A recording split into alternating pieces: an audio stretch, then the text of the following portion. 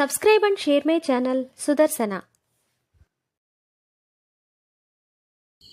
శ్రీ గురుభ్యో నమః. కార్తీక పురాణము 20వ అధ్యాయము. పురంజయుడు దురాచారుడగుట. జనక మహారాజు చాతుర్మాస్య వ్రత ప్రభావము వినిన తరువాత వశిష్ఠుడితో, గురువర్య, కార్తీక మాస మహత్యమును ఇంకను వినవలయుననడి కోరిక కలుగుచున్నది. ఈ వ్రత మహత్యమునందు ఇంకను విశేషములు కలవా అను సంశయము కూడా కలుగుచున్నది. ఈ నా సంశయ నివారణ కొరకు మరిన్ని ఉదాహరణలు వినిపించి నన్ను కృతార్థునిగా చేయుడనెను. ఆ మాటలకు వశిష్ఠుల వారు మందహాసముతో, ఓ రాజా, కార్తీక మాస మహత్యమును గురించి అగస్త్య మహామునికి అత్రిమునికి జరిగిన ప్రసంగము ఒకటి కలదు. దానిని వివరించెదను, ఆలకించమని ఆ కథా విధానమును ఇలా వివరించారు. పూర్వం ఒకప్పుడు అగస్త్య మహర్షి అత్రి మహర్షిని చూసి, ఓ అత్రి మహాముని, నీవు విష్ణు అంశమందు పుట్టావు. కార్తీక మాస మహత్యము నీకు ఆమూలాగ్రముగా తెలియను గాన దానిని నాకు వివరింపుడని అగస్త్యుడు కోరెను. అంతా అత్రి మహాముని, కుంభసంభవ, నీవు అడిగిన ప్రశ్న వాసుదేవునికి ప్రీతికరమగుటచే ఉత్తమమైనది. కార్తీక మాసముతో సమానమగు మాసము, వేదముతో సమానమగు శాస్త్రము, ఆరోగ్య సంపదకు సాటియగు సంపద లేదు. అటులనే శ్రీమన్నారాయణుని కంటే వేరే దేవుడు లేడు.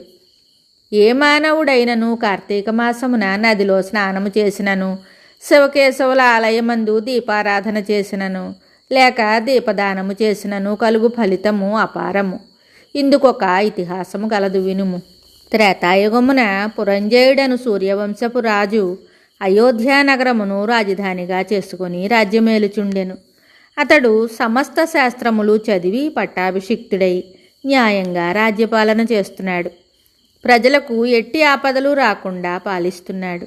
ఇలా ఉండగా కొంతకాలమునకు పురంజయుడు అమిత ధనాశ చేతను, రాజ్యాధికార గర్వము చేతను జ్ఞానహీనుడై, దుష్టబుద్ధి కలవాడై, దయాదాక్షిణ్యములు లేక దేవ బ్రాహ్మణ మాన్యములు లాగుకొని పరమలోభి అయి చోరులను చేరదీసి వారిచే దొంగతనములు, దోపిడీలు చేయిస్తూ దొంగలు కొల్లగొట్టుకుని వచ్చిన ధనములో సగము వాటా తీసుకుంటూ ప్రజలను బీతావహులను చేస్తున్నాడు. ఇలా కొంతకాలం జరగగా అతని దౌష్ట్యములు నలుదిక్కులా వ్యాపించెను.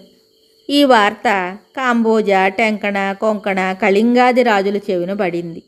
వారు తమలో తాము ఆలోచించుకొని కాంబోజరాజును నాయకునిగా చేసుకొని గజ, తురగ, రథ, పదాతి సైన్య బలాన్వితులై రహస్య మార్గము వెంట వచ్చి అయోధ్య నగరమును ముట్టడించి నలువైపులా శిబిరములు నిర్మించి నగరమును దిగ్బంధము చేసి యుద్ధానికి సిద్ధపడ్డారు.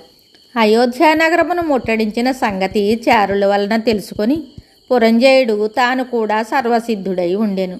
అయినను ఎదుటిపక్షము వారు అధిక బలాన్వితులుగా ఉండుటయు, తాను బలహీనుడుగా ఉండుటయు విచారించి ఏమాత్రము భయపడక శస్త్ర సమన్వితమైన రథాన్నెక్కి సైన్యాధిపతులను పురిగొల్పి చతురంగ బల సమేతమైన సైన్యముతో యుద్ధ సన్నద్ధుడై వారిని ఎదుర్కొనుచు భేరీ మ్రోగించి సింహనాదము గావించుచు మేఘములు గర్జించినట్లు హుంకరించి శత్రు సైన్యములపై పడెను. మిగతా కథ మరి ఒక అధ్యాయంలో తెలుసుకుందాము. శుభం. Subscribe and share my channel Sudarsana.